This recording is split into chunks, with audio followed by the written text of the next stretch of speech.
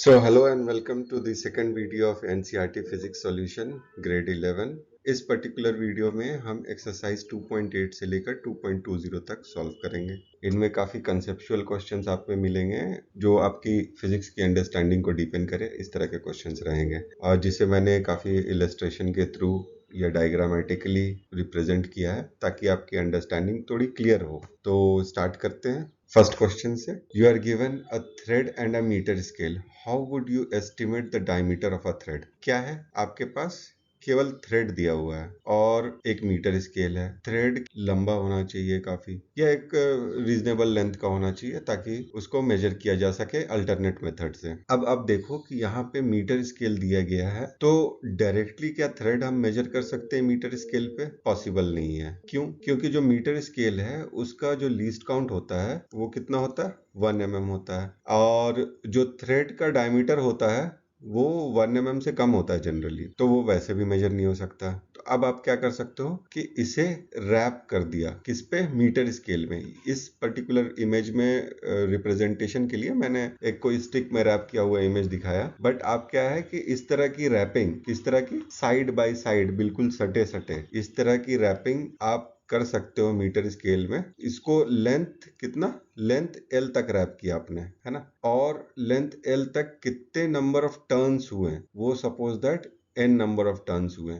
Diameter is equal to length l divided by number of turns n। अब देखो कि number of turns जैसे आप काफी इंक्रीज करते हो, बढ़ाते हो, लेट से 350 टर्न्स करते हो और आपने इसमें मेजर किया 5 सेंटीमीटर, तो अगर थोड़ा गलत भी एस्टिमेशन होता है, 351 या 352 या 349 आप मेजर करते हो, तब भी क्या है कि जो एक्चुअल रीडिंग है आपका डायमीटर का उसमें थोड़ा सा फर्क पड़ेगा। तो नंबर ऑफ टर्न्स भी आप अगर बढ़ाते हो तो आपकी जो रीडिंग की एक्यूरेसी है वो बढ़ेगी। Next question, a screw gauge has pitch of 1 mm and 200 divisions on the circular scale. Do you think it is possible to arbitrarily increase the accuracy of screw gauge by increasing the number of divisions on circular scale? अभी आप देखो कि least count क्या होता है। Least count होता है pitch divided by number of divisions on circular scale. ये कितना हुआ? 1 mm डिवाइडेड बाय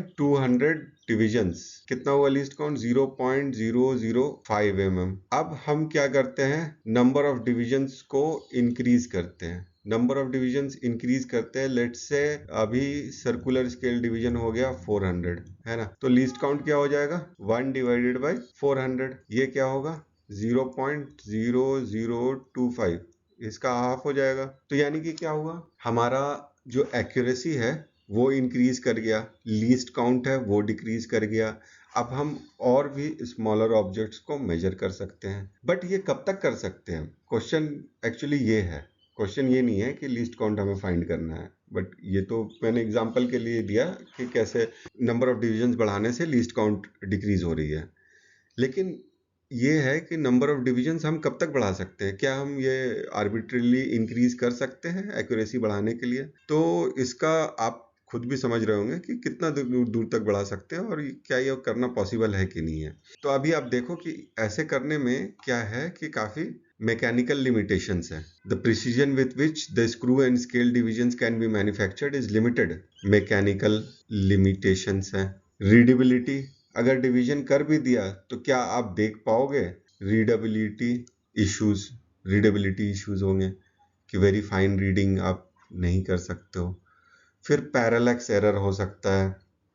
अब पैरेलैक्स एरर और भी ज़्यादा इंक्रीज करेगा। आपने ऑब्जर्व किया होगा, एटलीस्ट मैंने तो देखा है कि थोड़ी डिफिकल्टी होती है अगर वर्नियर स्केल में मेन स्केल डिवीजन और कौन सा वर्नियर स्केल डिवीजन कोइंसाइड कर रहा है। काफ़ी बार थोड़ा अलग ओपिनियन होता है लोगों के। एक कोई मेरे लेफ्ट में खड़ा है, उसको लगता है कि शायद एक डिवीजन ज़्यादा है, और कोई मेरे राइट पे खड़ा है उसे ऐसा लगता है कि शायद वो एक डिवीजन कम है ना। अब मुझे सेंटर पे रह के भी ऐसा लगता है कि ये वाला नहीं है, ये वाला ज़्यादा एक्यूरेट है। तो ये क्या है? ये पैरेलैक्स एरर और readability of very fine divisions वाली बात है। ठीक है, अगर रीडेबिलिटी आप कर भी रहे हो फाइन डिविजन्स की कुछ मैग्नीफाइंग ग्लासेस वगैरह लेकर, फिर भी पैरेलैक्स एरर तो और इंक्रीज करेगा। पैरेलैक्स एरर इंक्रीज करता जाएगा जैसे नंबर ऑफ डिविजन्स बढ़ाते जाओगे। तो इन थ्योरी, अगर थ्योरेटिकली देखा जाए तो थ्योरेटिकली तो पॉसिबल है, मतलब आप इसको 1000 डिवीजन कर दो तो और भी फाइन हो जाएगा, है ना, 0.001 हो जाएगा अगर 1000 डिवीजन कर दो। लेकिन 1000 डिवीजन करना, आप बोलो कि मैकेनिकली या मैन्युफैक्चरिंग वाइज या रीडेबिलिटी वाइज ये फिजिबल नहीं रहेगा, पॉसिबल नहीं रहेगा। Question number C. The mean diameter of a thin brass rod is to be measured by a vernier caliper. Why is a set of 100 measurements of diameter expected to yield a more reliable estimate than a set of 5 measurements only? अभी ये चीज़ की understanding के लिए मैंने क्या किया कि एक परफेक्टली राउंड सर्कल लिया और उसके साथ साथ ही ओवरलैप किया थोड़े थोड़े डिस्टॉर्टेड शेप से उस परफेक्टली राउंड सर्कल में। अगर हमें डायमीटर मेजर करना है तो डायमीटर किस चीज़ का मेजर होता है? एक सर्कल का, एक सिलेंडर का। यहाँ पे वायर हम क्या एक्सपेक्ट कर रहे हैं? ब्रास रॉड जो है उसे हम क्या एक्सपेक्ट कर रहे हैं कि ये इस तरह से ही रहेगा, परफेक्टली राउंड, है ना। तो इसको वर्नियर कहीं पे भी आप लगाओ वो सेम रीडिंग देनी चाहिए। ये ब्लू वाले एंड पे अगर हमने वर्नियर लगाया या चाहे रेड वाले एंड पे लगाया, दोनों रीडिंग सेम आनी चाहिए आइडियली। लेकिन ऐसा नहीं होता है। क्यों नहीं होगा? क्योंकि जो ब्रास रॉड है, ब्रास ऑलरेडी एक सॉफ्ट मटेरियल है और उस सॉफ्ट मटेरियल में अलग अलग प्लेसेस पे अगर हमने वर्नियर लगाया, सपोज दैट इस पर्टिकुलर एरिया पे हम वर्नियर लगाते हैं, तो इस पर्टिकुलर एरिया पे हम वर्नियर लगाते हैं तो क्या होगा कि ये थोड़ा सा कम रीडिंग देगा देन इस पर्टिकुलर एरिया पे वर्नियर लगाने से। आपने क्या किया कि 5 रीडिंग ले रहे हो, ठीक है, और 5 में से आपने क्या किया कि 2 या 3 रीडिंग इधर लिया, एक आध 2 रीडिंग इधर ली, एक 2 रीडिंग इधर लिया और कुछ रीडिंग्स ऐसे ले लिया, तो क्या होगा कि एवरेज आपका जो वो कम आ जाएगा। क्यों? क्योंकि आपने जो सैंपल लिया उसमें जो स्मॉलर डायमीटर वाले या जो थोड़े से चिपटे वाले सैंपल स्पेस है उसकी रीडिंग्स आपने ज़्यादा ले ली। ये वाली डायमीटर की रीडिंग अगर आप ज़्यादा ले लिया तो आपका एरर बढ़ जाएगा। कब कब ऐसा होगा कि जब आप नंबर ऑफ मेजरमेंट्स कम ले रहे हो और किसी पर्टिकुलर एरिया पे ज़्यादा बायस हो जा रहा है। तो अगर आप 100 मेजरमेंट लेते हो तो क्या होगा, ये एवरेज आउट हो जाएगा। ये सारा जो चीज़ें हैं ना कि किसी जगह पे कम ले लिया तो किसी जगह पे ज़्यादा भी ले सकते हो, किसी जगह पे एक्यूरेट वाला भी ले सकते हो मेजरमेंट। तो कुल मिलाकर क्या होगा कि जो आपकी जो एक्यूरेसी है वो बढ़ेगी। अगर आपको इस इमेज से वो चीज़ समझ में आ रही होगी कि अगर ये डी वाले एरिया पे किसी ने मेजर किया और उसने 3 ही रीडिंग्स ली और तीनों इस डी एरिया वाले पे लिया, तो जो एक्चुअल डायमीटर है उससे कम रीडिंग लेकर वो चला जाएगा। और अगर ट्रू वैल्यू लेना है, मतलब डिस्टॉर्टेड जितने भी सर्कल्स हैं या ये डिस्टॉर्टेड शेप्स बोल लो, ये सारे जितने भी डिस्टॉर्टेड शेप्स हैं वो सारे डिस्टॉर्टेड शेप्स का जो एवरेज आएगा वो ज़्यादा नियर आएगा टू द ट्रू वैल्यू अगर हम नंबर ऑफ रीडिंग्स को बढ़ाते हैं तो। Question number 2.9, a photograph of a house occupies an area of 1.75 centimetre. Photograph तो 1.75 सेंटीमीटर स्क्वायर ले रहा है, क्या 35 mm स्लाइड पे। अभी इसका सिग्निफिकेंस नहीं है उतना, बट जानने के लिए कि 35 mm 70 mm का फिल्म होता है, 35 mm का कैमरा रोल होता है, वो यहाँ पे रेलेवेंट नहीं है। तो the slide is projected on a screen and the area of the house on the screen. बड़े पर्दे पे क्या है कि इसका एरिया कैमरा के रोल पे इस छोटे से घर को इसका इमेज बना हुआ है, इसे प्रोजेक्ट किया हमने बिग स्क्रीन पे, तो इसका एरिया कितना हो जाता है 1.55 metre square. So what is the linear magnification of the projector screen arrangement? Area magnification कितना हुआ? पहले तो एरिया मैग्निफिकेशन देखते हैं हम, 1.55 metre square divided by 1.75 centimetre square. अभी इसको हम लोग क्या करते हैं, मीटर को सेंटीमीटर कन्वर्ट कर देते हैं, 10 to the power 2 सेंटीमीटर का स्क्वायर कर दिया हमने। क्यों किया? क्योंकि आपस में सेंटीमीटर सेंटीमीटर कट जाए, हमें आसानी हो कैलकुलेशन के लिए। ये कितना आएगा? ये अप्रोक्सीमेटली आता है 8857। ये इसका डायमेंशन क्या होगा?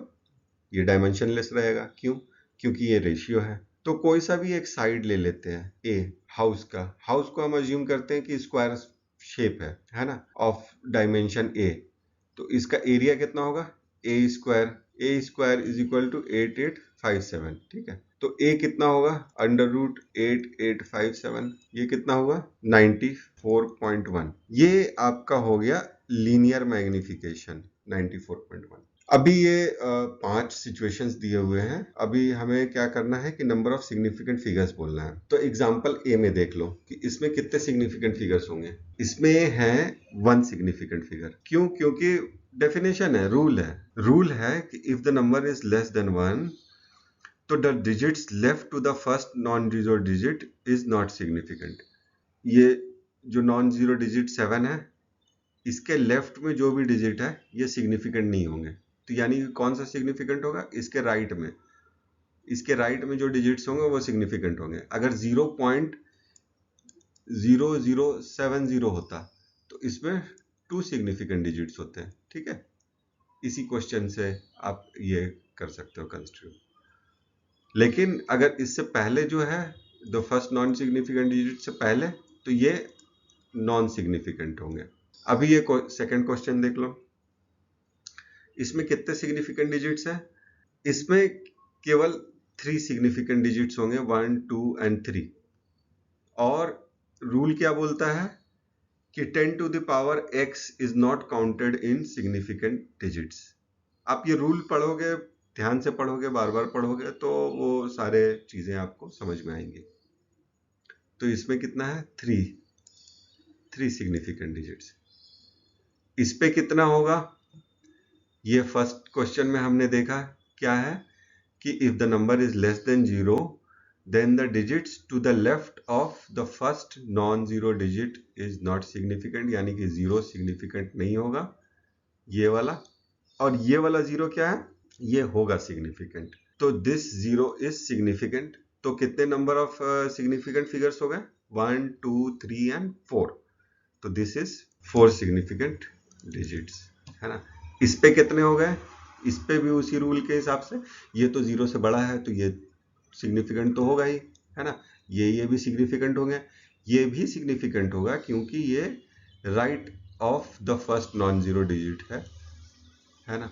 ये राइट वाले जो 0 रहेंगे वो सिग्निफिकेंट रहेंगे। क्यों सिग्निफिकेंट रहेंगे, क्योंकि ये एक्यूरेसी बताता है। ये जो 0 है ये एक्यूरेसी बताता है कि इतने डिजिट्स तक आपने मेजरमेंट किया और एक्यूरेसी इतना है, मतलब टू द 3 डेसिमल प्लेसेस इसकी एक्यूरेसी है। तो इसमें कितने होंगे, 4 सिग्निफिकेंट फिगर्स होंगे या सिग्निफिकेंट डिजिट्स बोल लो। इसमें तो स्ट्रेट अवे सिंपल है, ये 0 क्या है कि बीच में है। अगर ये 0.032 होता तो 2 सिग्निफिकेंट डिजिट्स होते हैं। अगर 0.032 होता तो 2 सिग्निफिकेंट डिजिट्स होते हैं, 2 सिग्निफिकेंट डिजिट्स होते हैं। और अगर 6.02032 हो गया तो इसमें कितने होंगे, 4 हो जाएंगे, 1 2 3 एंड 4 सिग्निफिकेंट डिजिट्स। इस पे कितने नंबर ऑफ सिग्निफिकेंट, हाँ ये फर्स्ट वाले क्वेश्चन के जैसा ही हो गया, है ना। इसमें क्या है कि जो फर्स्ट नॉन जीरो नंबर है उसके लेफ्ट में जितने भी जीरोस हैं वो सिग्निफिकेंट नहीं होंगे, ये नॉन सिग्निफिकेंट है ना। And to the right of that first non zero number, ये क्या होंगे, ये होंगे आपके सिग्निफिकेंट। तो total number of significant digits कितने होंगे इस केस में, 1 2 3 and 4। In this case also 4 significant digits. Next question, length, breadth and thickness of a rectangular sheet ये दिया हुआ है 4.234। लेंथ कितना है 1.005 और थिकनेस कितना है 2.01 centimetre. Give area and volume of the sheet to correct significant figures. काफ़ी कैलकुलेशन है, बहुत ज़्यादा कैलकुलेशन है इसमें, बट फिर भी मैं करके दिखाता हूँ कि कैसे क्या होगा। अभी इस पे क्या है ना कि नंबर ऑफ सिग्निफिकेंट फिगर्स वाला क्वेश्चन है। अभी जो भी आपका आंसर आएगा उसको कितने सिग्निफिकेंट फिगर्स पे आपके ले जा सकते हो। इसमें कितने सिग्निफिकेंट फिगर्स है, इस पे 4 सिग्निफिकेंट फिगर्स है, इसमें 4 सिग्निफिकेंट फिगर्स है, इसमें कितने हैं 3 हैं। तो जो आंसर होगा वो 3 सिग्निफिकेंट फिगर्स से ज़्यादा नहीं होना चाहिए। ये क्या है, ये रूल हमें बताता है सिग्निफिकेंट फिगर्स के। हमें क्या गिवन है, लेंथ है वो दिया हुआ है 4.234, ब्रेथ है 1.005 एंड टी कितना है 2.01, जो फर्दर क्या हो गया 0.0201 मीटर, बाकी सारे मीटर्स में ही है।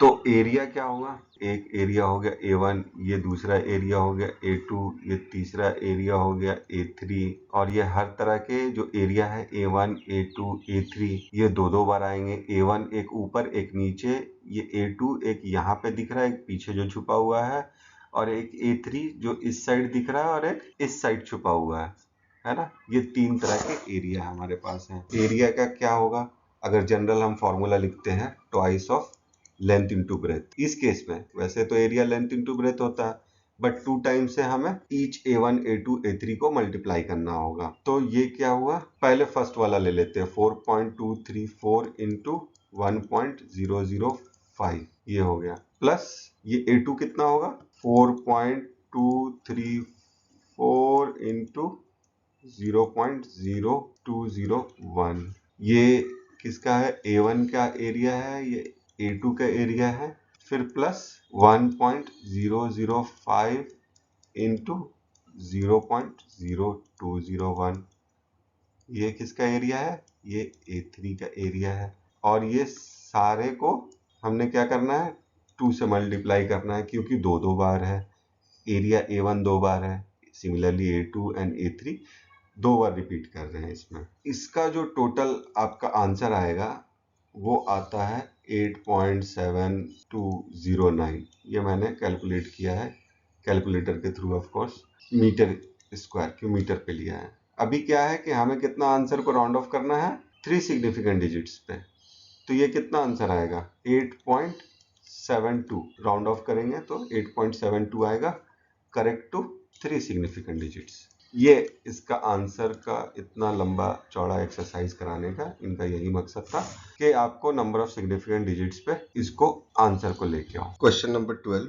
Box is measured by a grocers balance. तो मास ऑफ बॉक्स लिखते हैं हम, ये कितना है 2.30 एंड 2 गोल्ड पीसेस। एक बॉक्स रखा है जो काफी हैवी है, 2.3 kg का है, और 2 गोल्ड पीसेस है जो 20 ग्राम के अप्रोक्सीमेटली है। ठीक है, mass of gold piece 1 is equal to 20.15 gram, और इसको किलोग्राम में कन्वर्ट करने के लिए क्या करेंगे हम 1000 से डिवाइड करेंगे, तो this is equal to 20.15 divided by 1000 kilogram. ये कितना आएगा आपका, ये आएगा आपका 0.02015 kg। सिमिलरली सेकेंड जो गोल्ड पीस है उसका मास कितना होगा 0.02017 kg। तो क्वेश्चन नंबर ए क्या है, what is the total mass of the box. Total mass is equal to, ये आपका सिंपली ऐड करते जाना है, 2.30 प्लस 0.02015 प्लस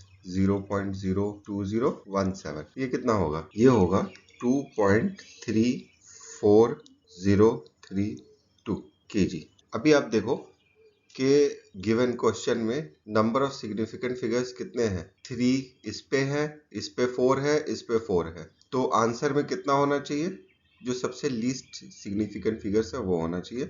तो ये जो आंसर आएगा ये आपका आएगा 2.34 kg in terms of significant figures. अभी बी पार्ट में क्या है, the difference in masses of the pieces to correct significant figures. Pieces बोला गया है, बॉक्स नहीं, गोल्ड पीसेस की बात हो रही है, तो डिफरेंस क्या होगा, इसको आप अगर ऐसे लिख लो 0.2017 माइनस 0.02015, ये कितना होगा 0.0001234, ओ माय गॉड 40 फिर 2 है ना किलोग्राम। 1000 से मल्टीप्लाई करें तो 3 जीरो कम हो जाएंगे, 0.02 ग्राम, जो हमें डायरेक्टली ये जो क्वेश्चन में गिवन है उस पे से ही हमें मेजर मिल जाता। 20.15 माइनस 20.17 माइनस 20.15, तो ये होता 0.02 ग्राम। Question number 13, a physical quantity P is related to 4 observables A, B, C and D as follows. क्या है, P is equal to AQ B square divided by under root C into D। अभी इस पे क्या करते हैं हम, simply delta P by P is equal to 3 times delta A by a, चाहे डिवीजन के नीचे हो या डिवीजन के ऊपर है, सारे में प्लस लगाते जाना है। और जो पावर है उसको, जो ये रेशियो है, ये इसके पहले लगाना है, ठीक है। Plus 2 times delta B by B, ये जो रेशियो है उसे हम रिलेटिव एरर बोलते हैं, इससे पहले लगाना है। प्लस ये क्या होगा, अंडर रूट का 1/2 पावर होता है delta C by C, plus करते जाना है delta D by D. What is the percentage error in quantity of P. अब परसेंटेज एरर का क्या फॉर्मूला होता है, delta P by P relative error into 100। ये होगा परसेंटेज एरर इन पी। ये कितना होगा, ये वही क्वांटिटी इंटू 100 से मल्टीप्लाई कर देंगे हम। 3 times delta A by A into 100 plus 2 times delta B by B into 100 plus half times delta C by C into 100 plus delta D by D into 100, right. अभी ये भी given है कि percentage errors in measurement of A B C and D are 1%, 2%, 3%, 4% respectively. अभी क्या करना है कि ये जो हमें मिला है, ये बीच वाला, इनमें हमें जो क्वेश्चन में गिवन है परसेंटेज एरर के नंबर्स, वो हमें डाल देने हैं। तो यानी कि ये क्या होगा, this is equal to 3 into 1 plus 2 into 3 plus half into, ये सी होगा ना, A B C, half into 4 plus 2, ये कितना हुआ 3 प्लस 6 प्लस 2 प्लस 2, ये हो गया हमारा जाके 13%। If the value of p is calculated using the above turns out to be इतना, to what value should you round off the results. 13% percentage error निकाला। अब अभी हमें क्या पता चला है कि if the value of p is calculated using the above relation turns out to be 3.763। तो 13% ऑफ 3.763 ये कितना होता है, ये होगा 13 divided by 100 into 3.763, this will be equal to approximately 0.489।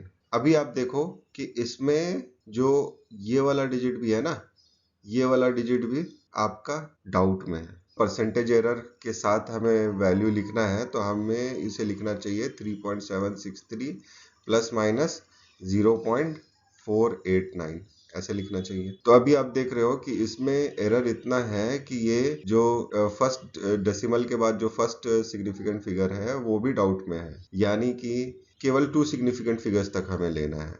ये जो पर्टिकुलर नंबर है 6, ये ग्रेटर देन 5 है, ठीक है, राउंडिंग ऑफ रूल्स में। तो इससे पहले वाला जो डिजिट है उसे क्या करेंगे, नेक्स्ट डिजिट पे शिफ्ट कर देंगे, यानी कि 7 का 8 हो जाएगा। तो ये राउंड ऑफ होकर 3.8 हो जाएगा। बी पार्ट का जो आंसर है ये होगा 3.8।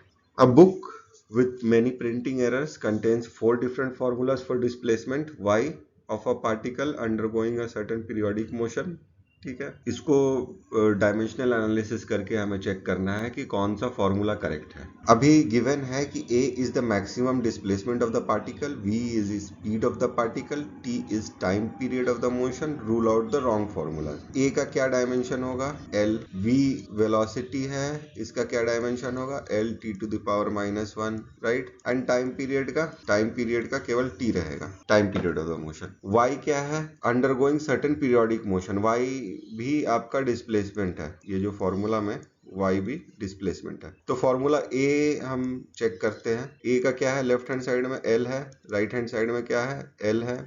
साइन ऑफ 2 पाई, t है time at a given instance, और कैपिटल T है, स्मॉल t है time at a given instance जब ऑब्जर्वेशन लिया जा रहा है, कैपिटल T है टाइम पीरियड। तो दोनों के केस में इसका जो डायमेंशन है वो t का रहेगा, ठीक है, ये सही है।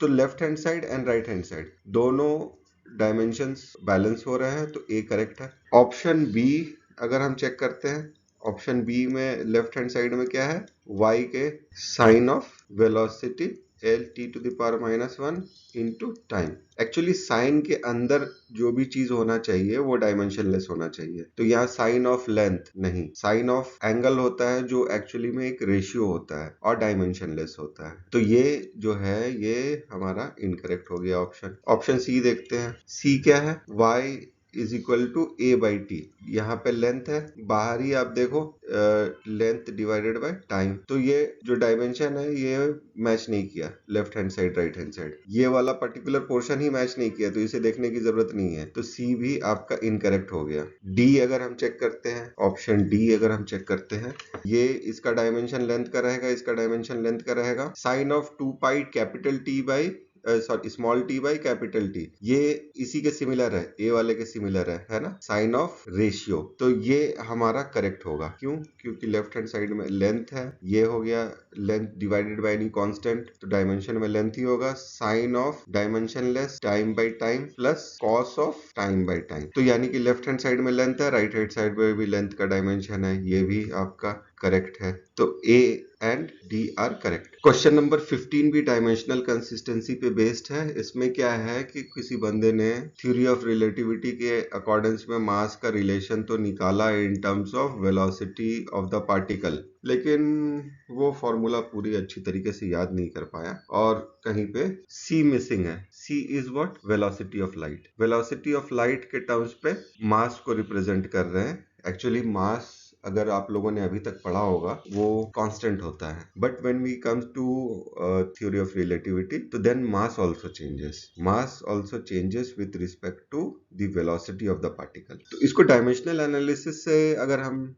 चेक करेंगे तो लेफ्ट हैंड साइड में हमें क्या मिल रहा है, इसका जो डायमेंशन है वो मास का ही है। m0 के क्या मतलब हुआ? Initial mass, mass at rest before picking up the velocity which is in relation to the speed of light comparable है, मतलब काफी हाई वेलोसिटी से पार्टिकल जब मूव करेगा तब उसका मास इस फॉर्मूला से दिया जाता है। तो left hand side right hand side दोनों मास ये इक्वल हो गए, तो अभी फिर इसका क्या लेना देना है? यहाँ पे वी स्क्वायर तो डल गया है, अभी ये जो नीचे जो क्वांटिटी दिया हुआ है ये डायमेंशनलेस होना चाहिए, ठीक है, यानी कि √1 minus V square should be equal to anything to the power 0 यानी कि 1, तभी तो डायमेंशनलेस होगा। तो v और c का रेशियो देना पड़ेगा, उसको होल स्क्वायर कर देंगे तब उसका जो डायमेंशन वो डायमेंशनलेस हो जाएगा। तो क्या हम इस फॉर्मूला को रीराइट कर सकते हैं? m is equal to m0 divided by √1 minus d square by c square, ठीक है, ये हो जाएगा आपका revised formula. Simply dimensional analysis से आपने इसको फाइंड आउट किया कि करेक्ट इक्वेशन क्या होना चाहिए। A unit of length convenient to atomic scale is given by angstrom. जब हम एटॉमिक लेवल पे लेंथ मेजर करने के लिए जाते हैं तो उस पे एंगस्ट्रॉम यूनिट बहुत फ्रीक्वेंटली यूज होता है, जो क्या होता है 10⁻⁻10 metre. 1 angstrom is equal to 10⁻⁻10 metre. अब एंगस्ट्रॉम के टर्म्स पे साइज ऑफ हाइड्रोजन हम लिखते हैं, हमेशा 10⁻⁻10 मीटर और ऐसा लिखने की जरूरत नहीं है, हम केवल इसको बताते हैं कि 0.5 एंगस्ट्रॉम है। क्या क्वेश्चन में दिया हो? What is the total atomic volume in metre cube of a mole of hydrogen atoms. अभी हमें एटॉमिक वॉल्यूम निकालना है 1 मोल ऑफ हाइड्रोजन एटम्स का। तो क्या गिवन है? Radius of hydrogen atom is equal to 0.5 into 10⁻⁻10 metre.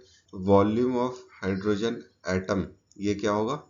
4/3 spherical, completely spherical हम इसे एज्यूम करते हैं, तो क्या वॉल्यूम होगा? 4/3 पाई आर की। ये क्या होगा? 4/3 पाई इंटू 0.5 इंटू 10⁻⁻10 मीटर का होल क्यूब। इसको रीअरेंज करते हैं तो ये कितना होगा? इंटू 125, क्यूब है ना 5, 125 10⁻³ यहाँ से होगा और ये 10⁻³ हो जाएगा, तो ये कितना होगा? 10⁻³ ये आपका हुआ अप्रोक्सीमेटली 5.23 इंटू 10⁻31 मीटर क्यूब। ये हो गया एटॉमिक वॉल्यूम। नेक्स्ट में क्या है? 1 मोल ऑफ हाइड्रोजन एटम्स हमें पता करना है। तो 1 मोल ऑफ हाइड्रोजन एटम में कितने मॉलिक्यूल्स होते हैं? 0.023 इंटू 10⁻23। ये एवोगाड्रोस नंबर है, एटम्स, ये मॉलिक्यूल नहीं है, एटम। क्या हमें फाइंड करना है? Atomic volume of 1 mole of hydrogen atom. तो सिंपली एक एटम का जितना वॉल्यूम है और इंटू इसे क्या कर देना है? एक एटम का जितना वॉल्यूम है इंटू एक एटम का जितना वॉल्यूम है उसको मल्टीप्लाई कर देना है इससे, तो हमें क्या मिल जाएगा? 1 मोल ऑफ हाइड्रोजन एटम्स में कितना वॉल्यूम है वो मिल जाएगा हमें। तो ये कितना होगा 5.23 into 10 to power minus 31 into 6.023 into 10 to the power 23 10 to the power minus 8, ये कुछ 30 के अराउंड होगा, जो अगर आया तो 3.15 into 10 to power minus 7 metre cube इतना वॉल्यूम है। This is the atomic volume of 1 mole of hydrogen atom. Question number 17 में क्या दिया हुआ है, 1 mole of an ideal gas at standard temperature and pressure occupies 22.4 litre. ये given है और आप अपने केमिस्ट्री के क्लासेस में भी पढ़ोगे कि इसे मोलर वॉल्यूम बोलते हैं 22.4 litre. What is the ratio of molar volume to atomic volume of a mole of hydrogen atom? Why is it so large? अभी मोलर वॉल्यूम क्या दिया हुआ है 22.4 लीटर। 1 लीटर कितना होता है 1000 cc, 1000 centimetre cube, 10 to the power 3 centimetre cube. ये कितना होगा further 22.4 into 10 to the power 3 into 10 to the power 2 metre का whole cube, sorry 10 to the power minus 2। 100 centimetre is equal to 1 metre और 1/100 metre is equal to 1 centimetre, जो यहाँ पे हमने conversion ये लगाया। ये फिर क्या होगा 22.4 into 10 to the power 3 into 10 to the power minus 6 metre cube, ये हो जाएगा। तो हमें क्या निकालना है molar volume to atomic volume.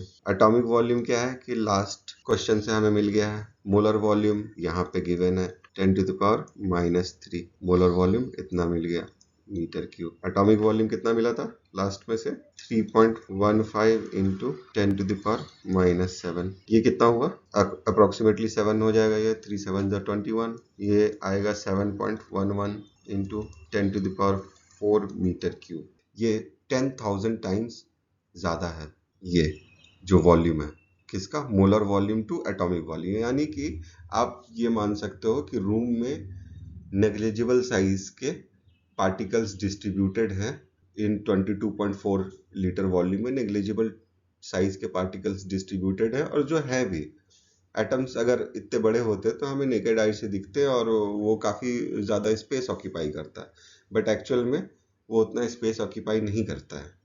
That's why and उसका रीजन क्या है कि जो इंटर एटॉमिक सेपरेशन है बिटवीन टू एटम्स वो काफी लार्ज है। दैट्स वाई जो मोलर वॉल्यूम है और एटॉमिक वॉल्यूम का जो रेशियो है वो काफी हाई रहेगा। ये काफी कंसेप्चुअल क्वेश्चन है कि if you look outside of window of a fast moving train, then nearby tree houses seem to move rapidly in the direction opposite to the train's motion, but the distant objects, जो काफी दूर वाले जो objects हैं such as hill tops, moon, star, seems to be stationary. अगर आप ये लेते हो, इसको डिस्टेंट ऑब्जेक्ट लेते हो बी को, वेरी डिस्टेंट ऑब्जेक्ट। अभी क्या है कि इस पेज में रिप्रेजेंट करने का एक लिमिटेशन है, इसीलिए बी आप अज्यूम करो कि ये काफी दूर रहता, और भी ज्यादा दूर रहता, मतलब पेज के काफी बाहर रहता, तब जाके ये डिस्टेंट ऑब्जेक्ट कहलाता, और ये काफी नियर ऑब्जेक्ट है। आप इस ट्रेन पे अगर बैठे हो तो किसी पर्टिकुलर इंस्टेंट पे जो नियर ऑब्जेक्ट है वो आपको दिखता है, और दूर वाला भी ऑब्जेक्ट जहां तक आप देख सकते हो उसको भी आप देख रहे हो। ट्रेन जैसे मूव करता है तो जो नियर वाला ऑब्जेक्ट है वो काफी लार्ज एंगल सबटेंड करता है। इसको θ1 लेते हैं, इसको θ2 लेते हैं। तो नियर वाला जो ऑब्जेक्ट है काफी लार्ज एंगल सबटेन करता है, तो हेंस क्या होगा कि जो आप देख सकते हो नॉर्मल विजन से, अपनी आंखों से जो आप चीज देख पाओगे नॉर्मल विजन से, है ना, एक पर्टिकुलर रेंज पे आप चीजें देख सकते हो। कुछ चीजें हैं जो दोनों आंखों से देख सकते हो, मतलब लेफ्ट आई भी क्लोज कर लो तब भी वो दिखेगा, राइट आई क्लोज करोगे तब भी दिखेगा, वो ये वाला कुछ रीजन है। तो क्या होगा कि एक एंगल है जिसपे एक कोई पर्टिकुलर एंगल है जहां तक देखा जा सकता है, और उसके बियॉन्ड हम लोग नहीं देख सकते। हम लोग पूरा 180 360 ऐसा तो नहीं देख सकते, we see somewhat around 120 degree और समथिंग। तो अगर जो नियर ऑब्जेक्ट है वो क्या होगा कि किसी एक टाइम पे काफी लार्ज एंगल सबटेन करेगा और वो हमारे नजर से दूर हो जाएगा। लेकिन वहीं पर जो काफी डिस्टेंट ऑब्जेक्ट्स है, जैसे ये θ2 है, ये θ2 अगर हमने फर्दर और भी ऐसे करके बना दिया, इसे θ3 ले लेते हैं, तो ये क्या है कि काफी आप जितनी भी दूर जाओ तो ये जो एंगल सबटेन कर रहा है वो काफी स्मॉल एंगल सबटेन करेगा, एंड हेंस क्या होगा कि आप फिर भी वो पर्टिकुलर ऑब्जेक्ट को देख पाओगे। दूर की जो ऑब्जेक्ट्स है, जैसे कुछ हिल टॉप है, और अगर मून की आप बात कर लो तो काफी दूर है, तो पूरा आप 1 घंटे तक चलते रहते हो, आपको दिखता है कि मून वहीं पे है। क्यों? क्योंकि ये जो डिस्टेंस है between you to the moon ये काफी लार्ज है, एंड हेंस पैरेलैक्स में आपने पढ़ा होगा कि ये जो पर्टिकुलर एंगल है वो काफी स्मॉल हो जाता है, आर्क सेकंड के टर्म्स पे वो रिप्रेजेंट होता है, वो डिग्री के टर्म्स पे भी रिप्रेजेंट नहीं होता, डिग्री का 1000 डिवीजन के टर्म्स पे वो एंगल आता है, वो इतना छोटा होता है। क्वेश्चन नंबर 19 ये बोलता है कि according to the principle of parallax in section 2.3.1 जहाँ पे ये दिया गया था, is used in the determination of distance of very large distant stars. Baseline A B, ये सन का सेंटर ले लो, ये अर्थ का सेंटर ले लो, ठीक है। तो बेसलाइन ए बी क्या है? Is the line joining earth in two location 6 months apart. 6 month में क्या होता है कि अर्थ हाफ ऑफ रेवोल्यूशन करता है सन के एक्सिस के around. Sun as a centre अगर हम लेते हैं तो earth half of the revolution करता है। ये पोजीशन 1 है एंड पोजीशन 2 है। ये क्या है? पोजीशन 1 से लेकर 2 जाने में कितना टाइम लगेगा? 6 मंथ्स लगेंगे। Baseline AB is the line joining Earth's two locations 6 months apart in its orbit around the sun. That is, the baseline is about the diameter of the Earth's orbit. Diameter of Earth orbit कितना है? ये है 3 into 10 to the power 11 meter. However, even the nearest stars are so distant that with such a long baseline, they show parallax of only in the order of 1 arc second. A parsec is a convenient unit of length on an astronomical scale, that is the distance of an object will show कोई object है वो कितना parallax देगा? 1 arc second from the opposite ends of a baseline equal to the distance from earth to sun, जो कि क्या होगा? Radius of ये ऑर्बिट, ठीक है, ये रेडियस ऑफ ऑर्बिट होगा।